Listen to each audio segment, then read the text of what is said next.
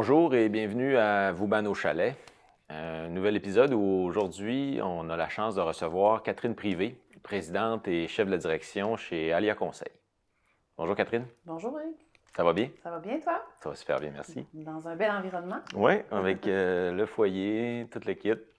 Écoute, merci d'être là. On a des gros sujets à couvrir ensemble aujourd'hui. Bien content de te recevoir parce qu'on a parlé beaucoup de technologie. Vauban, on baigne là-dedans.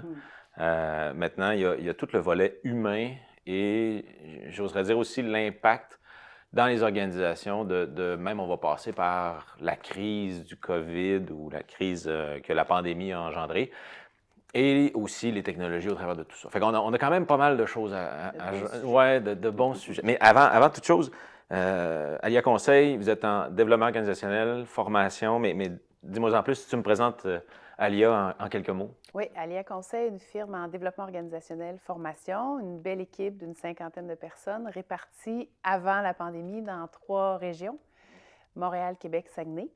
Donc, ça fait 27 ans qu'on a co-créé la firme, donc on est dans notre 27e année, de beaux projets en développement organisationnel. 65 de notre chiffre d'affaires, c'est dans la grande entreprise. OK. Donc, c'est vraiment même étonnant de voir tout ce que les organisations ont poursuivi comme activité durant la pandémie. Malgré la pandémie. Vraiment. Effectivement. Puis, si tu avais à nous parler de l'impact sur les modèles d'affaires, justement, de la crise, qu'est-ce que vous avez constaté, puis qu'est-ce que vous avez vu? Puis, est-ce qu'il y a eu, par rapport justement à ces impacts-là, des réflexes de se diriger vers les technologies ou non? Comment ça s'est passé? Bien, c'est sûr qu'il y a des organisations dans différents secteurs d'activité qui ont été plus ou moins touchées. J'ai souvent dit, on est dans la même tempête, mais on n'est pas tous dans le même bateau. Il y a des organisations qui étaient déjà équipées, entre guillemets, pour faire face à ce genre de situation-là, parce que là, dans le modèle d'affaires, il faut réfléchir à faire avec nos clients et gérer nos employés en virtuel. Donc, c'est clair que le volet technologique, si on pensait au commerce en ligne, donc différentes organisations ont des opportunités avec ce qui s'est passé, mais c'est clair qu'il faut réfléchir à l'avenir de nos business, là, parce que probablement que ça ne prendra pas un autre 100 ans avant qu'il y ait une autre pandémie. C'est ce qu'on entend. La technologie, je pense que c'est vraiment une voie incontournable. Fait qu'il y en avait une gang qui n'était pas prêt. Il y a une gang qui n'était pas prêt, puis il y a une gang qui n'ont pas saisi l'opportunité. Ils se sont mis sur pause, mais c'est sûr qu'il y a certains secteurs d'activité comme les restaurants, les bars, évidemment, il n'y avait pas le choix. Là. Ouais. Il y en a qui se sont quand même plus retournés sur un dizaine là, avec les commandes en ligne, etc. Fait qu'il y en a qui étaient prêts, il y en a qui étaient plus ou moins prêts, mais qui se sont forcés pour s'adapter, puis il y en a qui ont pris une pause. Puis justement, ceux, mettons, qui n'ont pas pris de pause ont été obligés, tu le disais, d'enclencher, de mettre en place tout ce qu'il fallait pour que le virtuel remplace ce qu'étaient les façons de faire d'avant. Oui. C'est un changement qui s'est opéré à vitesse grand V. D'après toi, c'est un changement qui est là pour rester? Comment tu vois ça? Bien, je pense que c'est là pour rester, mais je pense qu'on essayait de faire un changement planifié avec la technologie ou le télétravail ou le virtuel, puis on n'arrivait pas à passer à l'action. On faisait que planifier. Alors que là, on a tous été propulsés dans le futur du travail. Forcés de le faire. Forcés de le faire. Fait qu'on a vécu le changement, puis on gère la transition après. Fait que c'est différent. D'habitude, on gère la transition, puis on arrive à destination. Ouais. Là, on a été propulsés dans notre destination, puis on gère la transition. Fait que là, on n'a pas fait de politique de télétravail, mais tout le monde était obligé de faire du télétravail. Ouais. Tout le monde a été obligé de s'équiper ou de fournir des équipements aux employés, de laisser aussi un peu d'ouverture ou de lousse à faire des choses qu'on n'avait jamais faites. Tu sais, moi, j'ai vu plein d'exemples de clients qui attendaient la perfection avant de faire des choses avant. Ouais. Puis que là, ils ont fait des choses drôles, puis on était quand même très ouverts à les regarder, essayer. Ils ont appris. Fait que, oui. Puis l'humain, l'employé, dans tout ça, parlons de l'employé. Comment, dans tout ça, lui, il s'est retrouvé entre une nouvelle dynamique technologique, une entreprise qui devait pivoter sur elle-même beaucoup de leurs processus. Ça a-tu bien été? Ou comment ça a été vécu comment par les employés de ce que toi, tu as pu voir? Bien, moi, je pense qu'il y en a qui ont aimé ça, Mhm. cette transition-là, puis qui ne voudront plus revenir vers en arrière. Donc, Ouais. ceux qui sont plus technologiques, évidemment. Ouais. Je pense que les gens qui étaient très organisés, puis qui étaient très structurés, puis même forts à l'écrit plus qu'à l'oral, Ils sont ont shiné. bien dans le télétravail. Puis moi, j'ai même observé que les anciens performants ne sont pas les mêmes personnes que les nouveaux performants maintenant. OK. OK. Donc, c'est pas les. Fait qu'admettons quelqu'un qui était très bon en présence, qui avait de la facilité à s'exprimer, à animer, mais qui n'utilisait pas beaucoup de technologie, bien là, il shine pas mal moins, là. Là, ça prend quelqu'un, exemple, qui est très structuré pour animer une réunion en virtuel, qui est très techno parce qu'il est capable de partager son écran, séparer les groupes en sous-groupes, puis qui va suivre son déroulement de façon C'est plus pas le même. formel. C'est C'est pas le pas le même même, skill set. non, Non, c'est c'est pas pas le le même même skill skill set. set du tout. Fait que ceux qui performaient avant, je dis pas qu'ils peuvent pas performer maintenant, là. Ouais. Mais on a clairement vu, je pense aux plus jeunes, là. Moi, je prends dans mon équipe, là, Ouais. les plus jeunes, ils ont été très à l'aise à télétravailler, même très contents de ne pas avoir à se déplacer, hein. Il y en a dans ces jeunes-là qui ne veulent même pas de voiture. Ouais. Mais j'ai des plus expérimentés qu'au début, c'était vraiment un choc, là. Ils étaient habitués, eux autres, d'aller voir un client, donner une poignée de main, aller déjeuner avec, avant de faire de la business. Là, mes jeunes, eux autres, ils font direct la business. Ouais. Productivité, c'est que ça marche, quand même. Ça marche, oui, tout à fait. Ce qu'on peut se soucier, c'est peut-être la dynamique dans les équipes. Il faut vraiment être imaginatif et créatif pour, comme gestionnaire, créer ça, même en virtuel. Puis est-ce que justement, t'as vu, puis peut-être chez vous, Mhm. des belles innovations dans ce volet-là ou sur ce volet-là pour être capable de créer et de conserver une culture d'entreprise au travers du virtuel et au travers de tout ça? Oui, nous, on a suivi 100 déviants positifs. Donc, en psycho, les déviants positifs, c'est ceux qui, malgré le même contexte, font bien les choses, puis font OK. autrement. Donc, pour nous, les déviants positifs pendant la pandémie, c'est les gestionnaires qui ont réussi à maintenir l'engagement et la performance de leur équipe. OK. Puis on les a suivis, on les a interviewés, puis on leur a demandé les trucs, les astuces, qu'est-ce qu'ils ont fait. Ouais. Puis ce qu'on a remarqué, c'est que c'était des gens qui faisaient déjà une gestion de proximité, OK. qui aimaient leur monde, Déjà. déjà, Mhm. fait que ça aidait, puis qui ont accepté de mettre plus de temps, exemple, dans l'ouverture des réunions sur le comment ça va, varier les façons de parler en individuel aux employés, un petit texto, un téléphone, un comment ça va. Mm. Donc, ils se préoccupaient beaucoup de l'humain pendant cette crise-là. Alors, oui, en réunion, en virtuel, il faut être plus formel, très structuré, mais tout l'enrobage de gestion de proximité que ces déviants positifs faisaient déjà avant, Ouais. ils ont continué à le faire. Puis l'engagement et la performance de ces équipes-là, donc 100 équipes qu'on a suivies, ça n'a pas baissé Ouais. durant la pandémie. Ben, tu vois, ça me fait penser à.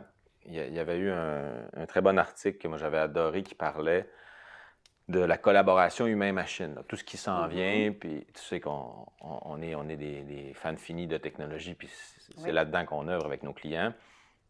La collaboration humain-machine, ce qui en ressortait de cet article-là, c'était justement de dire les métiers où l'humain performant de demain va être justement empathique, créatif, à l'écoute, Oui. gestion du flou, va faire donc un bel amalgame de compétences beaucoup plus humaines qu'on va retrouver par exemple dans les métiers qui sont répétitifs Oui. et qui sont des tâches où justement on n'est pas dans la compréhension de l'autre ou dans l'établissement d'une relation de confiance, etc., etc. Fait que ça a mis ça en lumière, en fait, un peu. Tout à fait. Donc, moi, je pense que pour le futur, ça prend plus un mindset qu'un skill set. OK. Parce qu'on ne sait pas trop de quoi vont avoir l'air les métiers du Ben, c'est futur. ça, pas de Donc, ça personne n'a de boule de prend plus cristal. des compétences ou des aptitudes liées au savoir devenir. OK. Fait que le grow mindset, là, comment je fais toujours pour être ouvert à l'apprentissage, à la nouveauté, au flou, à l'ambiguïté. Fait que ça prend des gens qui ont quand même un sens de l'audace pour le futur. Parce que si on leur dit ça va être noir et blanc, puis on sait que ça va tout être défini, bien les gens, on leur compte une grosse menterie, là. Fait Puis, que l'audace, je pense qu'il faut c'est un beau, rechercher ouais, ça dans le futur. belle qualité, Mhm. effectivement. Oui. Puis, tu le disais au tout début, vous travaillez avec beaucoup de grandes corpos au Québec, Mhm. là. Euh, sans les nommer, bien évidemment, mais comment ils se débrouillent, les gestionnaires, les leaders? Le leadership, comment il a évolué, justement? Parce que c'est tout qu'un défi, là, d'être... on est tous les deux des gestionnaires de nos entreprises, mais dans une très grande corpo, les défis sont encore plus grands, plus vastes, plus complexes. Comment ils se sont débrouillés, nos leaders, dans tout ce bordel-là, j'ai envie de dire? Bien, moi, je trouve que dans la grande entreprise et dans la moyenne entreprise, parce que j'œuvre plus là, c'est incroyable de voir comment on a continué à investir dans le développement. Donc, on n'a pas arrêté de soutenir nos gestionnaires dans le développement de leurs compétences. Donc, genre, comment gérer à distance, comment favoriser la collaboration de nos employés à distance. Euh, Aussi des comités de direction qui se sont préoccupés d'eux Oui, pour qu'ensuite chaque personne gestionnaire puisse se préoccuper de son comité de gestion. oui, Sur la santé psychologique et le bien-être, donc on s'est préoccupé quand même, mais les organisations que je parle, ils ont quand même un certain niveau de maturité au niveau du leadership, là, c'est oui, sûr. oui, oui. Fait qu'on était, oui, à faire en sorte que les opérations continuent, mais on s'est préoccupé du développement des gestionnaires puis de leur soutien. Je trouve ça intéressant parce que d'habitude, on se préoccupe plus du développement des employés puis du Oui, soutien aux employés. Mais là, on a renversé, là. poursuivi le développement des gestionnaires, mais on a ajouté le soutien aux gestionnaires. Parce qu'il y en a là, qui disaient, ils ont plus travaillé. Hein? On a le sentiment qu'on a Oui, plus travaillé, puis on a le sentiment qu'on est plus fatigué, puis qu'on a besoin de tous de lunettes maintenant parce qu'on est devant tout le temps, l'écran. tout le temps, tout le temps, oui. Donc, le métier de consultant, il a changé parce que d'habitude, il n'était pas devant son ordinateur, là. Il était toujours en réunion, en contact avec des gens. Là, il est toujours devant son écran. Fait que, C'est ce qu'on reproche un peu aux technos, justement. C'était déjà le cas. On est avec nos cellulaires dans la poche et tout le kit, mais il y a ça, avec tout ce qui est maintenant en virtuel, c'est cette, pas disponibilité, mais facilité d'être toujours rejoint à un clic de Teams, de Zoom, de Google Meet ou peu importe l'outil. C'était tout le temps en ligne ou en tout cas, il ne faut pas que tu aies ton ordi pas loin et ou ton téléphone, sinon forcément, on considère que tu es disponible. exact. Donc, la ligne est très mince entre la vie personnelle et la vie professionnelle, mais en même temps, il faut être très discipliné parce que là, l'agenda assez rempli de réunions où tu n'as même pas une minute entre les deux rencontres, hein, parce que là, on a juste à changer de salle virtuelle. Oui, Fait qu'on n'a même pas le battement de se rendre dans un autre édifice pour rencontrer un autre groupe, mettons. oui. Fait que va falloir repenser. Moi, je questionne même maintenant le 8 heures dans une journée de travail, là. Est-ce que 8 heures en virtuel, c'est vivable? Mm. Pourquoi on ne se dirait pas qu'on a des résultats à atteindre, puis les heures de travail deviennent un peu un concept révolu? Mais c'est sûr que dans des business comme les nôtres, peut-être que ça peut se faire, mais on peut penser à d'autres organisations conventionnées, syndiquées. Ça peut être plus Tu sais, compliqué. moi, j'ai des gestionnaires qui m'ont dit, mon rôle avant, c'était de surveiller mes employés, là, voir s'ils punchaient à bonne heure, puis ils punchaient avant de partir. Là, je ne les vois plus. Ouais. Fait qu'on va gérer des livrables. Mais l'effet de motivation que ça a eu chez ces syndiqués-là, c'est fou. Mais le gestionnaire, il a eu à s'adapter, Ouais. vraiment. Si on regarde tout ce que la crise a engendré, il y a bien évidemment, je dirais, une prise de vitesse de tout ce qu'on a appelé transformation numérique.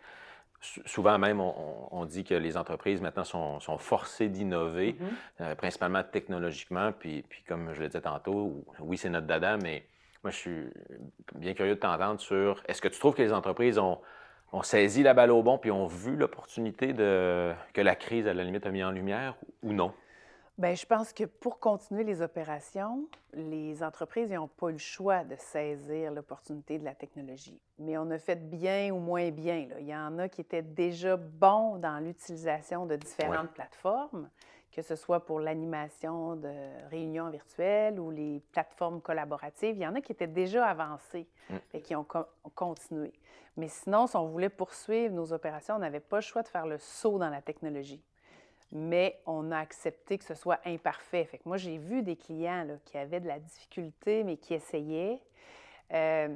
peut-être qui shinait un peu moins, comme on a dit tantôt, mais il y avait comme une espèce de sympathie organisationnelle qui faisait que on acceptait ça qu'un haut dirigeant, exemple, soit pas capable de partager un document puis que sa caméra soit à C'est l'envers. correct, oui. C'était drôle. Fait qu'il a essayé parce que c'était drôle, alors qu'avant, il n'aurait jamais osé faire ça. Il fallait que tout soit parfait avant qu'il se lance. Fait que j'ai vu pour les clients que j'accompagne que tous ont saisi l'opportunité de la technologie. Il y en a qui ont été prêts jour 1, puis il y en a que ça a pris 3 semaines avant d'équiper leurs employés. Là, ça a été comme à géométrie variable. Oui. Est-ce que les nouvelles technologies, on a fait un Vauban au chalet sur l'intelligence artificielle. Donc, il y a des façons de faire qui sont aussi en train d'être littéralement complètement bouleversées par l'arrivée de nouvelles technologies. Puis, je sais que tu as des clients dans le domaine de l'assurance, dans le bancaire et tout ça. Puis, il y a des métiers qui disparaissent avec l'arrivée de ces technos-là. Est-ce que justement les technologies arrivant maintenant dans nos vies au quotidien avec autant ce qu'on peut voir en vidéoconférence, mais est-ce que les gens sont plus à même de se projeter puis de voir le potentiel des nouvelles technologies, d'après toi, avec ce qu'on vient de vivre dans la crise, ou il manque encore un gap là, à combler? Bien, je pense qu'on ne voit pas tout ce que la technologie va faire pour nous, personnellement, puis organisationnellement dans le futur, parce qu'il y en a qui pensent encore qu'on va revenir comme avant. Hein? C'est vrai. J'en ai des clients là, qui disent, ben non, on va revenir Ça comme achève. avant, ça achève, on va revenir dans nos bureaux. Moi, je pense qu'il ne faut pas penser que ça va revenir comme avant, puis il faut saisir à fond toutes les opportunités liées à la technologie si on veut que nos organisations soient pérennes. Fait que pour le futur, il faut réfléchir. Comme nous, les grands parcours de développement des gestionnaires, les clients, pour la plupart, nous ont demandé de les convertir en virtuel. OK. Puis je parle de grands parcours de 350, 400 gestionnaires sur plusieurs années. On ne reviendra pas en présence, là, c'est sûr. Puis les gestionnaires, ils voient un avantage. On n'a plus à se déplacer. Les départements de ressources humaines n'ont pas à trouver des salles, coordonner le tout. Les déjeuners conférences qu'on fait, on envoie des invitations, le monde s'inscrive. Donc, il y a quand même plusieurs bénéfices. Ouais. Fait que, il faut... Mais je pense pas qu'on voit tout ce que la technologie... Ben, en fait, on n'est pas des experts comme vous, là. Fait qu'on voit pas tout le potentiel encore. Mais les métiers de demain, si tu avais à donner ton guess à toi, ils vont ressembler à quoi? Bien, je pense qu'il va falloir, comme tu as dit, avoir une collaboration avec les technologies ou la machine, là. Il va y avoir plus d'automatisation. Donc, moi, je vois que, par exemple, dans une usine, on va avoir des gens qui vont faire la maintenance de ces équipements-là, mais on ne va plus avoir d'opérateurs. Non. Fait qu'il faut penser, si j'ai une usine de 100 personnes puis j'ai 70 opérateurs, bien, ces opérateurs-là sont appelés à disparaître. Ouais. Donc, comment je vais rescaler, reshaper leurs compétences pour qu'ils soient capables de faire une job de demain? Je pense qu'un bon exemple qu'on pourrait prendre, là, c'est Énergir. Oui, c'est vrai. L'ancienne présidente travaillait beaucoup sur... Il y a plein de mes employés qui n'auront plus de job demain si on ne les prépare pas à aller vers... Elle avait toujours ça Parce que dans c'était son gaz plan. métro avant, puis on fait toute une démarche pour aller vers là. Fait qu'ils préparent leurs travailleurs. Mais est-ce que c'est tous les business qui font ça? Non, loin de là. Non, non. Mais c'est sûr que les futurologues du travail nous disent qu'il y a plusieurs métiers qui vont disparaître, puis plusieurs métiers qui n'existent pas encore, puis on ne sait pas c'est quoi. Exact. Fait que là, il faut juste avoir des business qui vont suivre dans le temps, puis qu'on va être à la bonne place pour maintenir, dans le fond, nos... Puis de là, ce que tu m'as mentionné, en termes d'organisation apprenante, c'est une des clés pour parvenir à ce que nos organisations suivent cette révolution en continu, en fait, parce que les métiers vont continuer d'évoluer, vont continuer de se transformer et aussi continuer donc forcément de disparaître. Oui. Mais donc le challenge va rester, il va être en continu pour les business et pour les employés. Oui, moi je pense que la job d'un dirigeant, c'est d'amener son organisation à être résiliente, puis à travailler la capacité à apprendre chez tout son monde. Ouais. Puis si on n'est pas ouvert à apprendre puis à s'adapter au futur, bien, on est appelé à disparaître, là.